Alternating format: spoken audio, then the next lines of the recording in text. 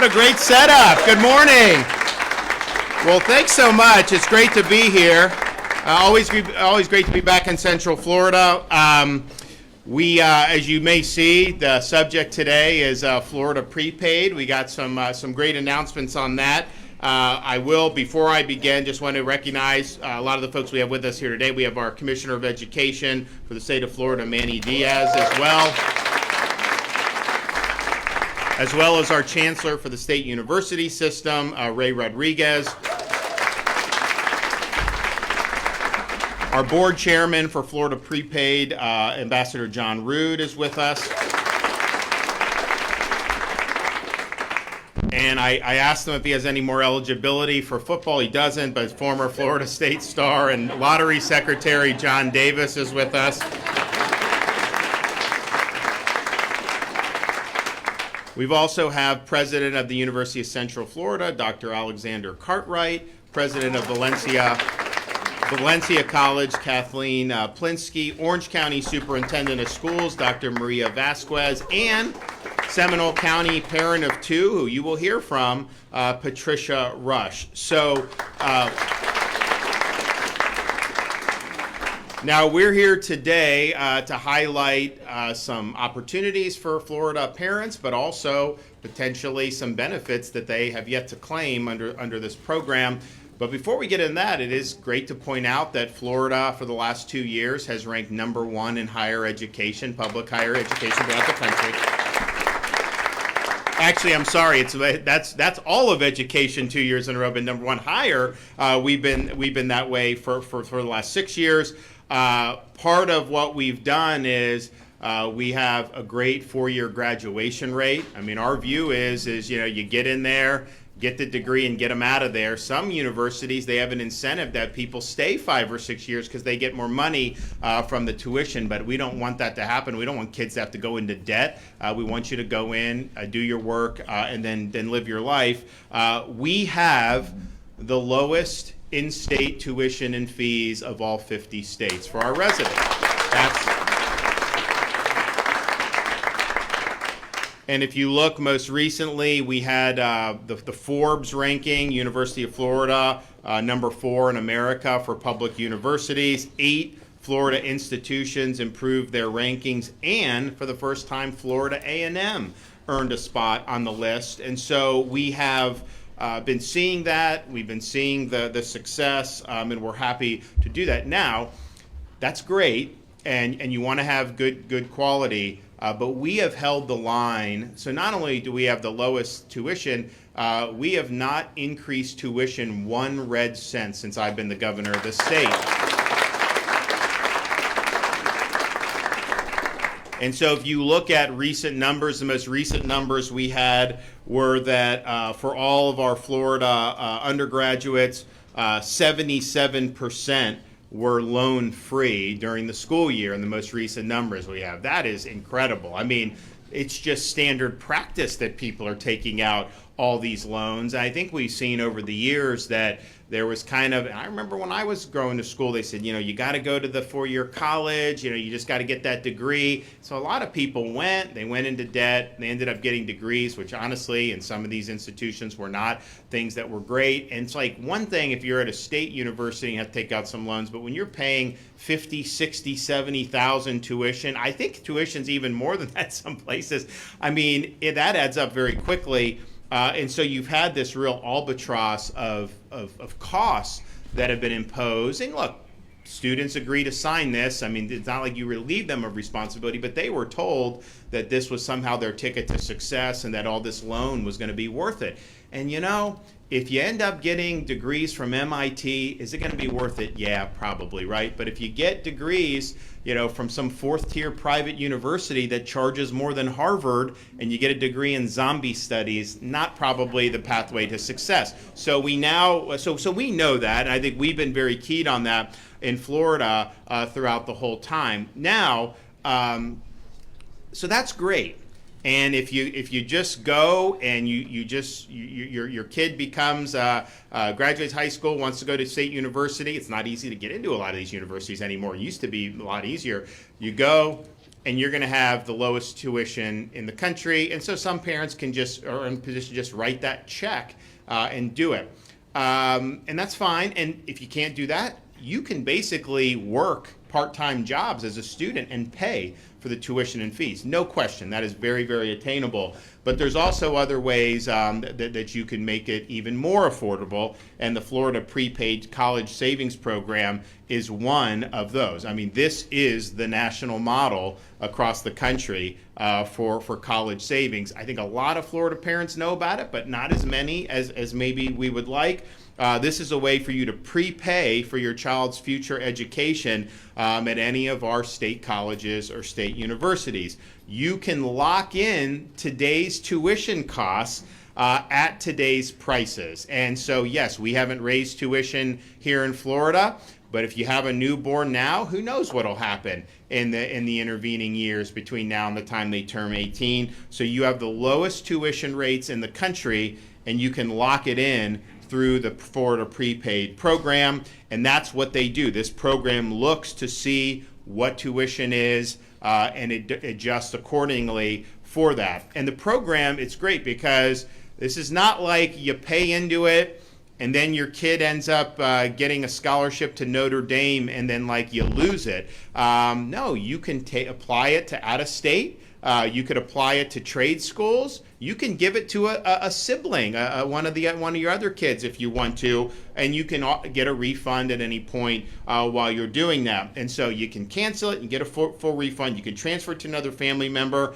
And if you have a child that does go to a state university and they qualify for Bright Futures, you get a refund, and the Bright Futures applies, and you get your money back that you paid into it, either full or in part, depending on the level of Bright Futures that you've been able to do. So this is the largest program of its kind in the country. There's been over 1.2 million Florida families who've taken advantage of it. Now, this year has been monumental because we were able to say, first we did in 2020, thanks to the board, and then again in 2024, we have been able to lower the prices for prepaid by a total of $2.6 billion in the last 4 years. And so that means this is more affordable than it's ever been. And as part of lowering that, as part of recognizing that tuition in Florida hasn't gone up, what the prepaid board has done is they have authorized $850 million worth of refunds to prepaid families. And so a lot of those families have taken those refunds. There is, though, still a lot of money that's outstanding. And so we want to, one, let parents know that this program's available, but two, for those who are involved in the program, if you haven't claimed your refund, you can go onto your account and claim the refund. There's over $130 million that's just sitting there for people to claim. And I think the average refund when they did the first round of this in 2020 was about $4,500. They did it again there. I think it was about $2,500, $2,600 that just going basically right into your pocket. So you continue to get the benefits, but then you get the money back. What other state would be sending you money back? I mean, seriously.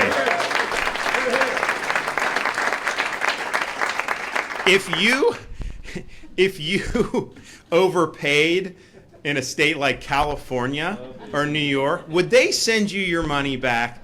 They would spend it on something else. You know that that's true. So the fact that here we are not only authorizing reduction in prices for the program by $2.6 billion, but also saying, hey, here's $850 million over the last 4 years, and we still have $130 million out there that people haven't claimed yet. Please claim this. We could very easily just be quiet about it, pocket it, do it, all that stuff. But that's not how we roll here. So we want to make sure people are able to get what they want. So that's a great story. We urge parents to get the refunds that are available, but we also, just any parent out there, just know that this is a program where you can lock in. Look, when you're raising, there's so many things that go into raising kids, especially as they're teenagers. Not an easy time, but it's like the anxiety of how do you afford college. That's a big part of anxiety for a lot of families throughout this country. Well, that does not have to be a source of anxiety here in the state of Florida. If you're in this program, I think the lowest plan is like $35 a month that you can do. You can pay more if you want to pay it off quicker or have that more benefits, but there's a wide range of options for people to be able to do, and if you want to get your money back, you can get it back. If you want to send it to a sibling, you can. If you get Bright Futures, a refund. If you go out of state, you still do it. So I don't think that there's any program in the country that matches this. I certainly don't think there's any places that are reducing the price of it by $2.6 billion. And I know there's no place that's refunded, authorized $850 million in refunds. Interestingly enough, we just had on Friday afternoon, we had a celebration in Tallahassee at the governor's residence for the Lake Mary Little League World Series champion.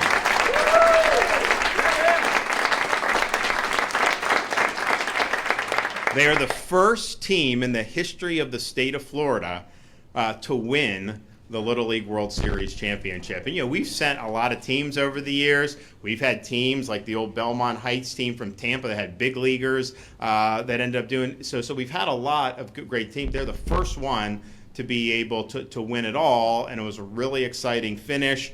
I would have gone, but we went to Dublin to help cheer on Florida State, and it didn't work out as well. Lake Mary did a little bit better than that, but that's fine. And so they were able to do something no one else has done. So we did an event. Now, it was not the best weather in the world. We had rain. Tallahassee, I think it rained all last week, all the way until Friday night. And we had a dunk tank where you can throw and hit. I knocked one of my staff members in the dunk tank. We had a radar gun. We had all this stuff. So we had local little leaguers and young softball players, baseball players from the community came and really looking up to these kids. And so we were able to award them the Governor's Sports Award, which I'm sure is probably just going to be one medal of a bunch of stuff they've gotten. But what we were also able to do through the Florida Prepaid College Plan is we were able to award every member of the Lake Mary Little League World Series team a prepaid scholarship for 2 years at any Florida university or college.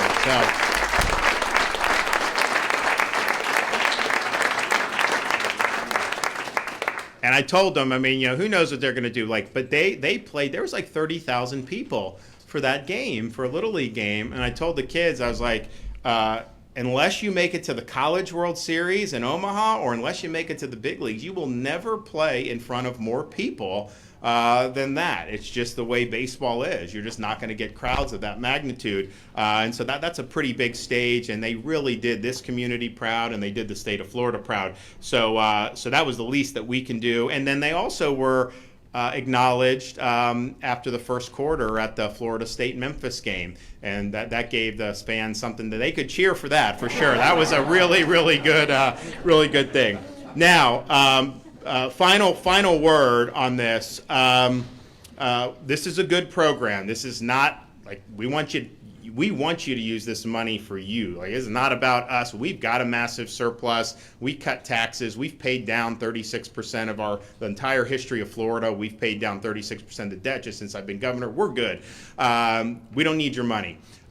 This is a way for you to benefit and have flexibility. So any Florida family that wants to sign up for Florida Prepaid, Florida Prepaid is giving families a $50 gift card for any family that opens a Florida prepaid plan or savings plan before October 28th. So it's a little enticement to be able to do it. And again, this is a program that's meant to benefit families. When there's more money in the kitty, it's going back to you in your pockets. This is not money that is going to be squandered. And I can guarantee you this, as long as I'm kicking and screaming, we're going to hold the line on tuition at our state colleges and universities. So this is great achievement to be able to lower the prices by $2.6 billion, deliver $850 million in refunds. And if you have a plan and you haven't claimed your refund, log on to your account, check it out, because you may have a couple $1,000s coming your way. So thanks everybody for being a part of this, and we're going to hear from some of our speakers.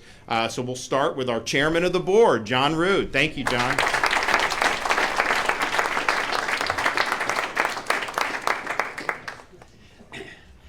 Governor, thank you so much. I happened to be at that event on Friday, at the Capitol or at the mansion, and the weather was just horrible. And the governor comes out and talks for a few minutes, and then says to the players, "Okay, let's go dunk some of my staff members." And he goes out there in the rain with all these young kids, and they're throwing that ball and dunking this poor guy who has to climb up. I did that once. It's not so bad getting dunked. It's climbing out of that water up over and over and over. But anyways, you were great with them. It was a wonderful event, and we at Florida Prepaid are proud to be a part of it.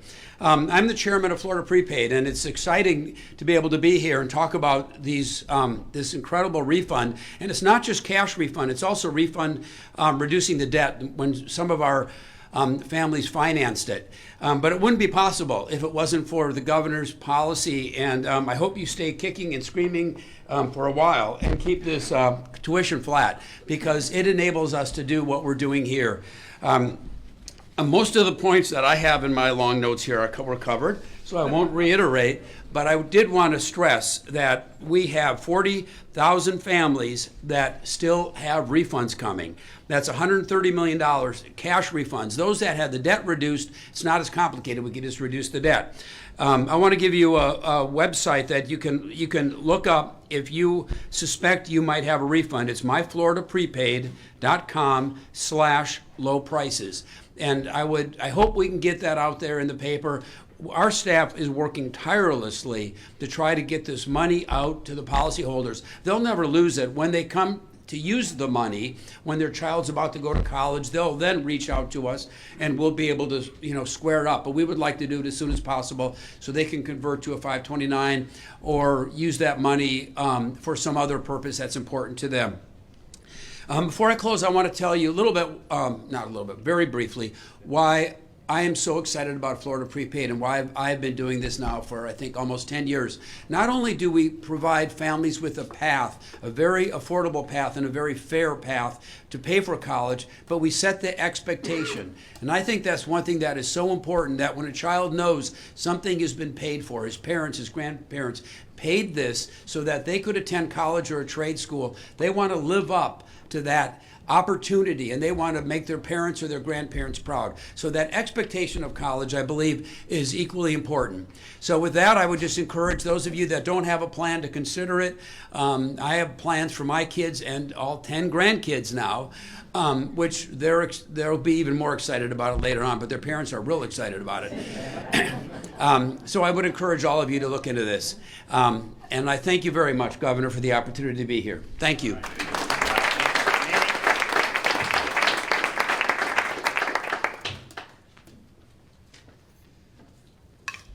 Great to be here today with Governor DeSantis. Governor, thanks for your leadership. And the Florida prepaid college plans now allow families to pay for the cost of higher ed over a longer period of time, as you've heard before. And Florida's worked hard to ensure that attaining higher education degree is affordable to everyone. As the governor mentioned, he's been holding the line on tuition from a traditional four-year degree to an associate's degree or workforce program. Tuition affordability is one of the key reasons that you heard that the governor said that Florida's ranked #1 by U.S. News and World Report. But we're also ranked #1 for educational freedom for 3 years in a row by the Heritage Foundation. And I want to highlight some of the other things that go along with just not Florida Prepaid. So many choices and freedom that parents and students have that go along with this. Not only the ability to save and have this program for college, but when you think about it, when a student starts in Florida, when they start school, they have access to universal pre-K. When they get into the K-12 system, we have universal choice for all of our students across the board, K through 12. And that also includes a huge charter school space where we have 700 schools, almost 400,000 students across the state, and all of the programs that our districts have created. When we talk about choice, it's not just charter or the scholarship or ESA, it's also the programs that our districts have put together and our Florida virtual program. Then when you get through that, you have the opportunity to apply and qualify for a Bright Futures, which would cover your 2-year school, your certificate, or your 4-year schooling.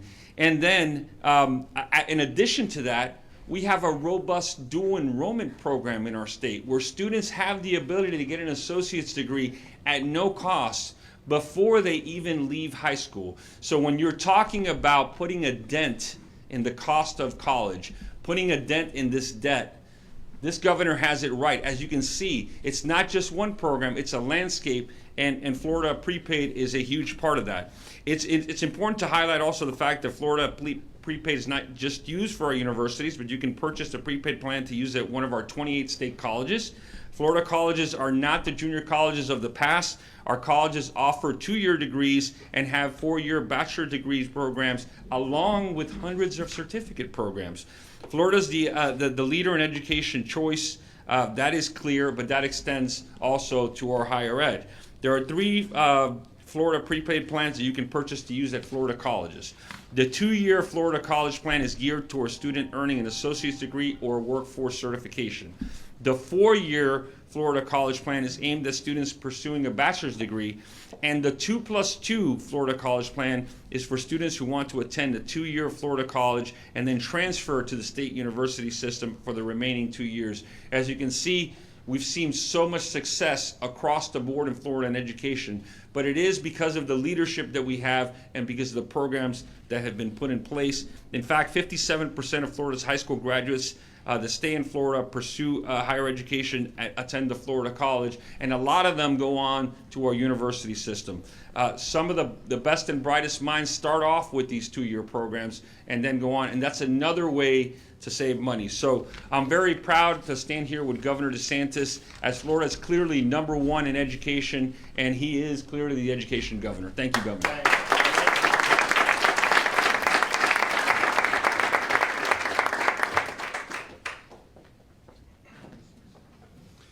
Good morning. Good morning. It is indeed an honor to be here today, standing next to Governor DeSantis and representing the Florida State University system. As the governor shared, since 2017, our system's been ranked #1 in the nation in higher education. That is our system and the Florida college system together. And for the last 2 years, our state's been #1 overall, from K-12 all the way through the university system, and that's something to be proud of. Today we're here to celebrate what's happening with Florida Prepaid, and I just want to touch on tuition. The governor mentioned we have the lowest tuition in the nation, and that's correct. Our tuition is just over $6,000. If you were to look at the national average is just under $12,000. That means our tuition is about half for in-state undergraduate tuition, the national average. That isn't an accident. That occurs with intention. You have a governor that has refused to allow tuition increases in the state because higher education is viewed as a socioeconomic ladder and it needs to be accessible to everyone. He's also tremendously invested in workforce education, which is part of the reason we've seen such the great success in our Florida college system. I know everyone looks at Florida Prepaid and they see it as an investment. And I was speaking with someone on the trip over here who said it's more than an investment. And it is. It's an investment in your child's future.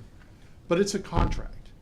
It allows you, the parent, to lock in today's tuition rate and be guaranteed that is the tuition that will be charged to your child when they attend our university or our Florida college system. And I've just told you it's the lowest in the nation by a lot, by 50%. Some of you were in an elementary school, may have a child in elementary school, and you may be thinking, okay, in the next 10 years, should I consider this? Should I consider this now for what's coming down the pike? Let me give you a little perspective. In the last 10 years across the nation, tuition has increased 35%. Not in Florida. In Florida, we have not had a tuition increase during that period, but the national average, 35%. If you have a newborn and you're looking at whether you should make this investment, let's go back a little further and look at the last 20 years. In the last 20 years across the nation, tuition has increased 185%.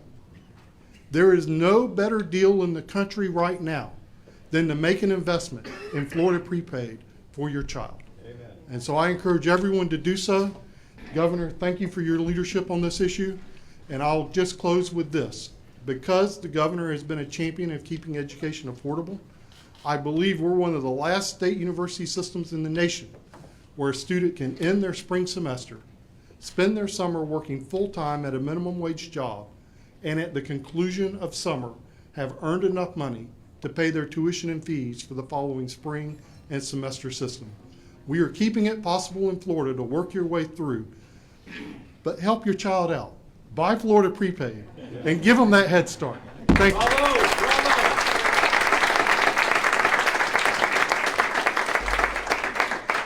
And probably can work over the summer at higher than minimum wage. I mean, it's like we've got people coming, you got people like, restaurants, all this other stuff. People can do well, and we're proud of that. Okay, so it's great to have everybody that's kind of involved in this one way or another tell folks why this is good, but it's, I think, even better to have somebody who has actually utilized it tell you why it's been a good deal. So I'm proud to be able to recognize mother of two, Patricia Rush.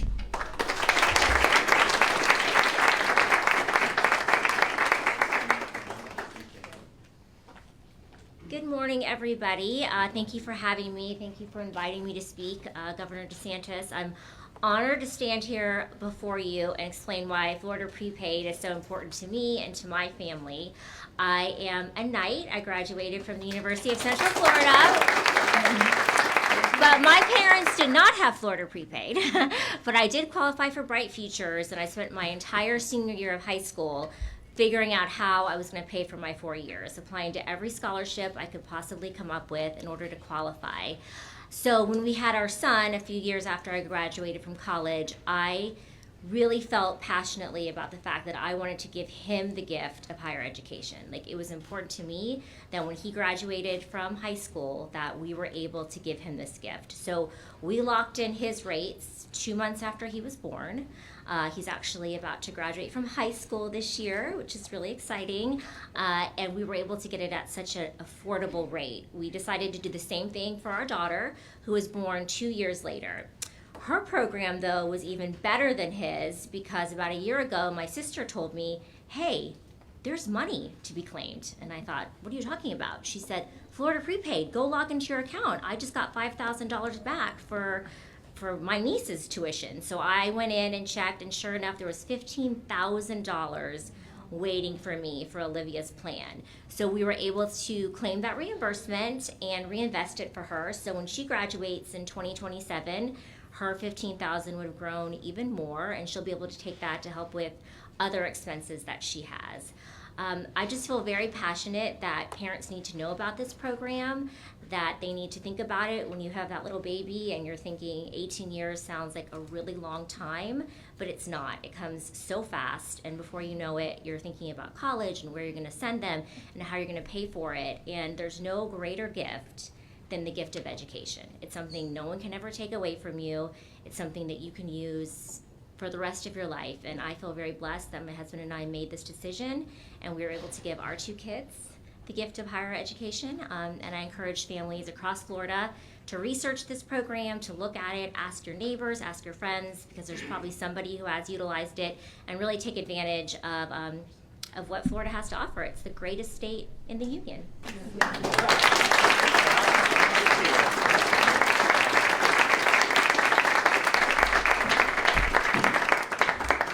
So again, if this isn't, it sounds good, you give you a $50 gift card.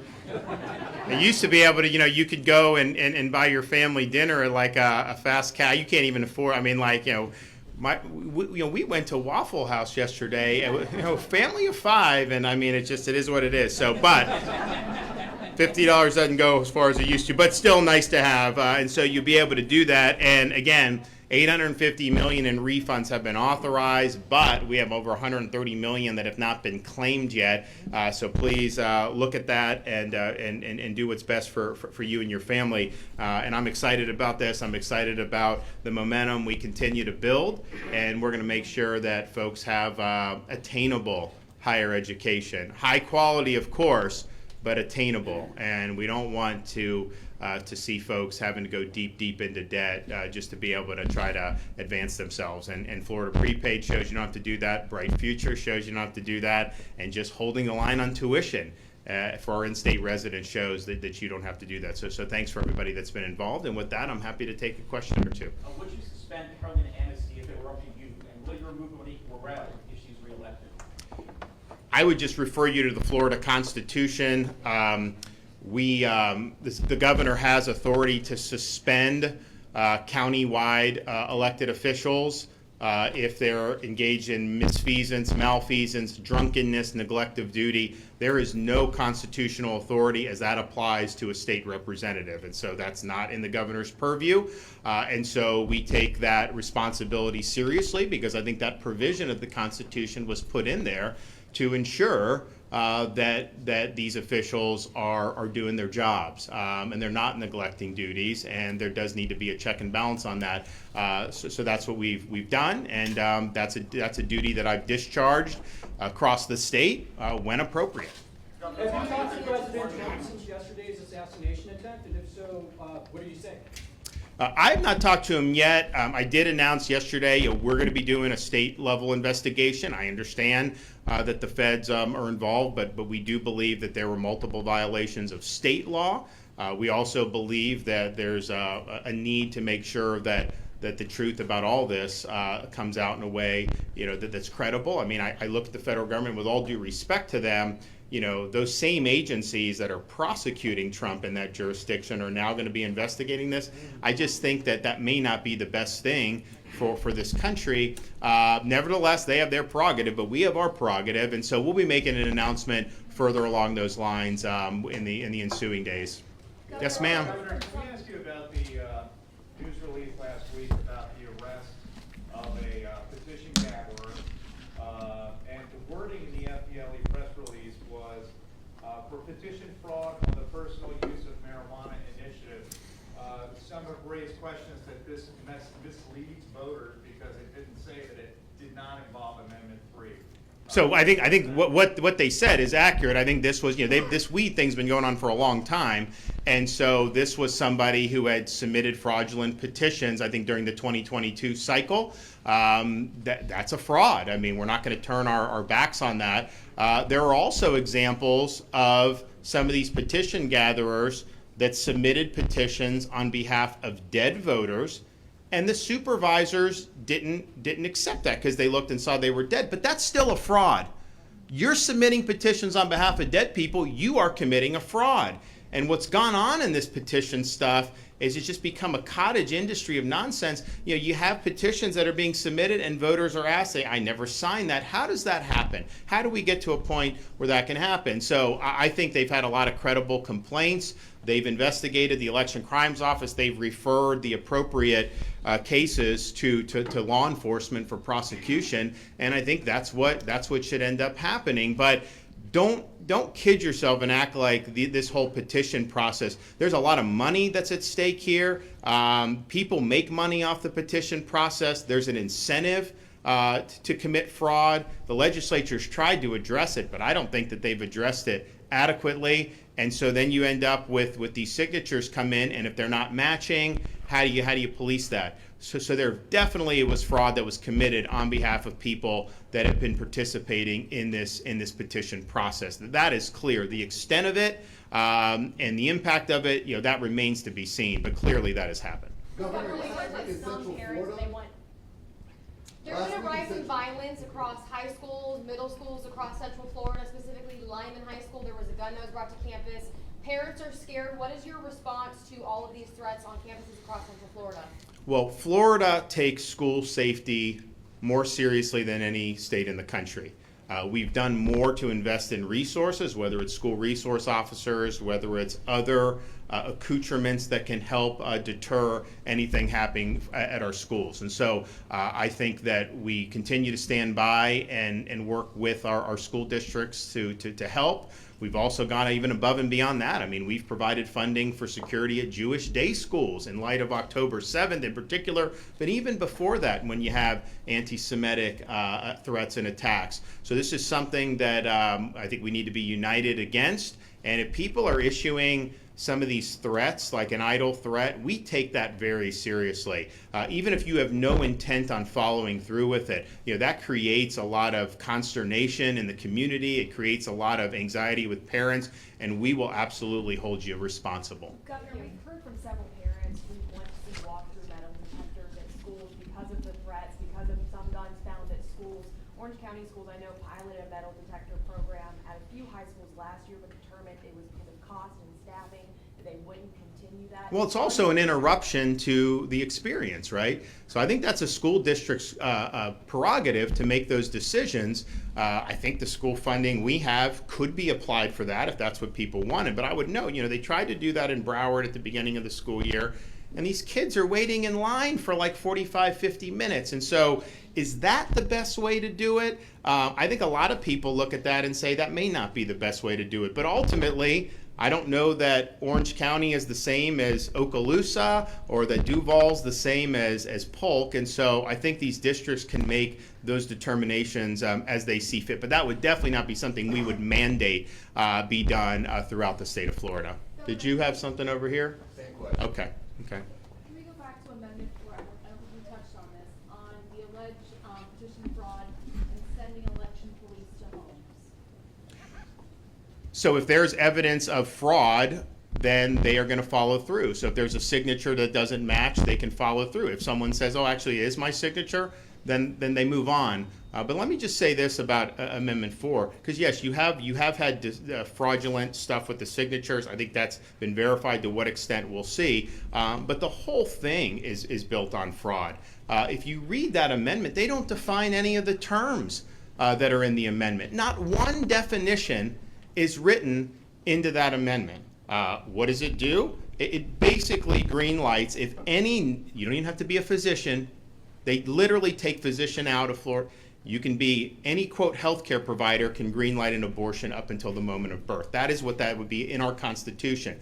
They also strip the rights of parents to consent for a minor having abortion. It's a bait and switch. They write in the summary, oh, notification. That's not consent. Understand, that's rolling back rights for parents in the state of Florida. You will not have the right to consent. And anything else your minor child does, in terms of anything having to do with medical, the parent would have to consent. Constitutionally, they are taking this out, and I think it's the first a constitutional amendment that's actually taken away rights from parents in the history of our state. And then you have this issue of health care provider. All these terms matter because if it passes, that restricts the right of the people to legislate around that. And so healthcare provider is not a licensed physician. And look, if you're pro-life, obviously you're going to vote against this once you figure out what's in it. But there's other people, maybe they're not pro-life, but their view is like, okay, let the mother talk to the physician. The physician doesn't have to be a part of it under this amendment. How crazy is that? To say you don't even have to have be a doctor and have right medical training, and you can green light abortion. What's going to happen is that will create a lot of bootleg abortion clinics around the state. Remember, we're in a region of the country where almost every state that borders us has very strong pro-life legislation. You're going to have people coming, and there's going to be a lot of people who take advantage, and people are going to make money off of this. That's why they're pouring millions and millions, 10, 20, 30, 40, 50 million dollars. They're not doing that for their health. People will make money off of this. And it's interesting, the ballot impact statement that's going to accompany this amendment, because they don't define any terms, but it does talk about what are the potential impacts of this. And one of the potential impacts is you could see taxpayers be forced to fund abortions. How does that come? It doesn't say that in the amendment. Well, it didn't say that in Michigan either. And the same people behind this Amendment 4, they sued in Michigan saying that this should be required to be funded by taxpayers. So that lawsuit will happen in Florida if this passes. How the courts adjudicate that, I'm just not sure. But the reality is this whole thing is not what it seems. This is all built on deception, and they're running commercials that are just totally lies, saying there's no exception, saying there's somehow just normal health care. First of all, if a doctor says they can't provide health care, they're committing malpractice, because there's nothing in Florida law that would say that. So you can't go and just try to have this whole thing be a big deception. So I think the petition fraud, I think there was petition fraud, the extent we'll see, but that's been part and parcel about how this whole amendment has been handled from the very beginning. And what I tell people is, your default on amending the Constitution should be no, right? They should have to prove to you a really high bar why you would put something in the Constitution which effectively can't be changed. Same thing with this Amendment 3. You know, the Amendment 3, the media will refer to it as marijuana recreational legalization. That's not entirely true. It's a partial legalization, because this has been put in by basically one big weed company that spent $75–80 million. And yes, they write in there that you have a right to possess and use up to 3 ounces of marijuana, which the law enforcement tells me may be 50 to 100 joints. So that's more than any other state in the country. So they're putting that in the Constitution. So yes, you do have that right, but only if you buy it from them. You can't grow it in your backyard. You got to buy it from them. So they're creating in our Constitution a big weed cartel. And not only that, they're giving themselves protection from any civil liability at all, at any point in the distribution or cultivation process.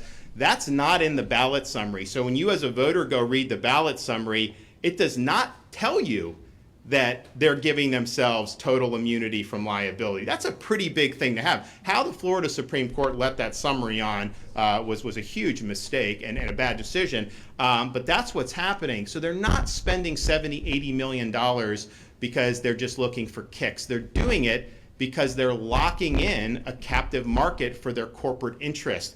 That's why they're doing it. And this idea of it can be regulated in public, I would just point out, if you read the text of the amendment, there is nothing in their proposed Amendment 3 that would authorize restricting use in public. In fact, it says there can be no penalties for possession and use blanket. There's no exceptions to that.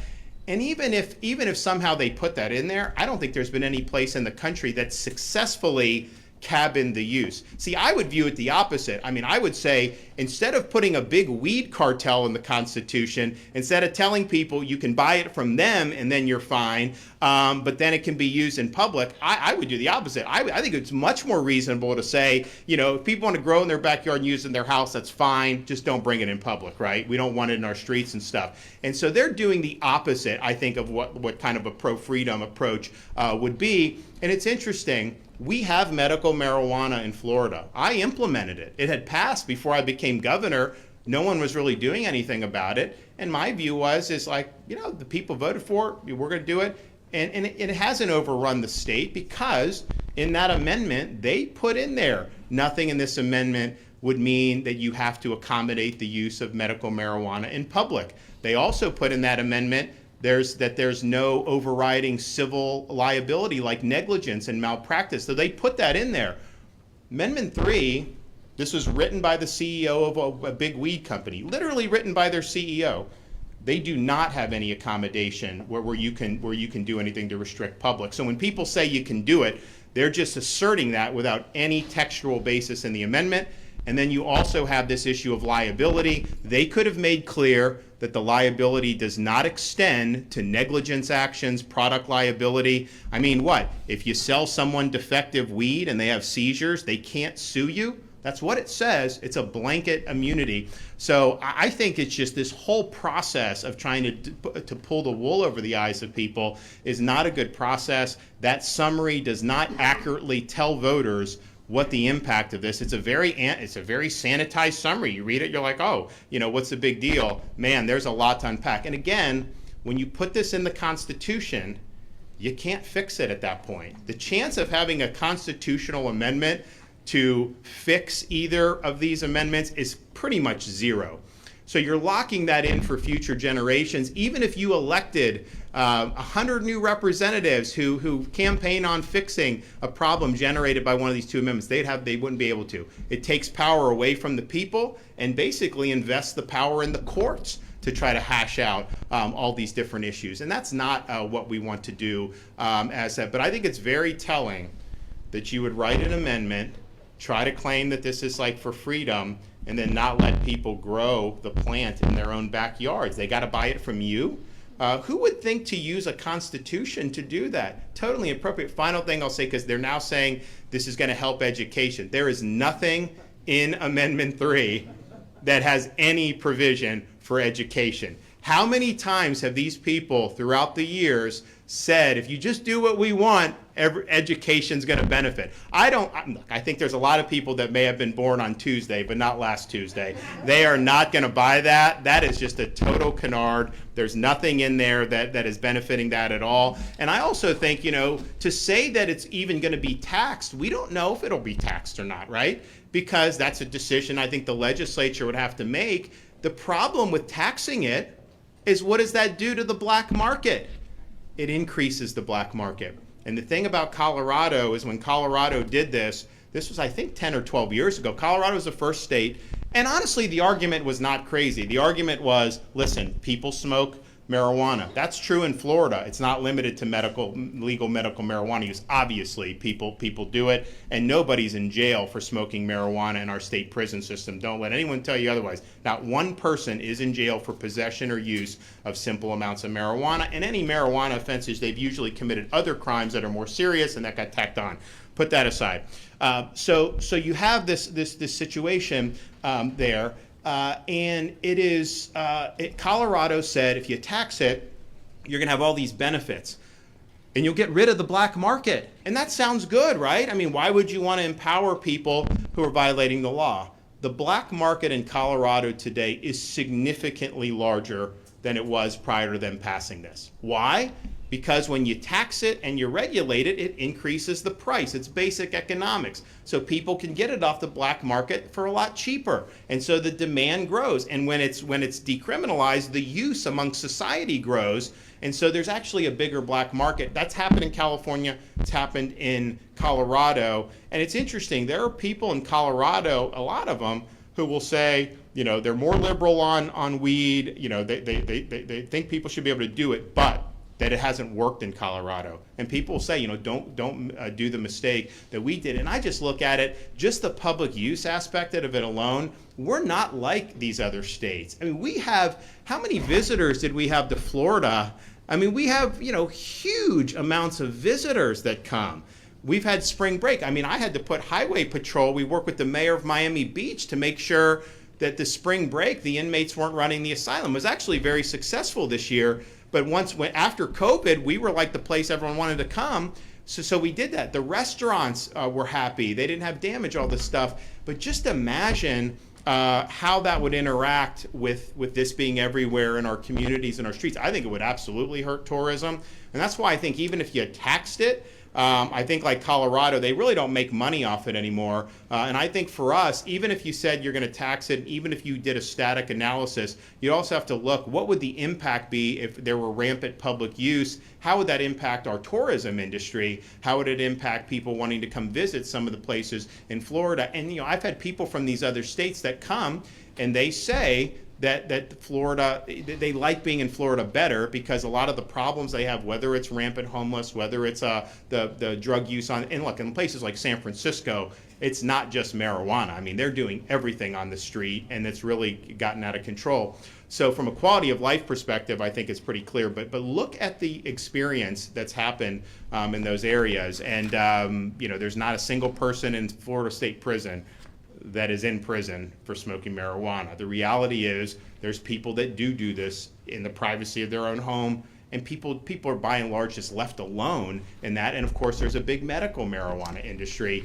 This is not about really giving people freedom. It's about enriching a small select big weed companies in this cartel, and that is not appropriate use for Florida's Constitution. Thank you.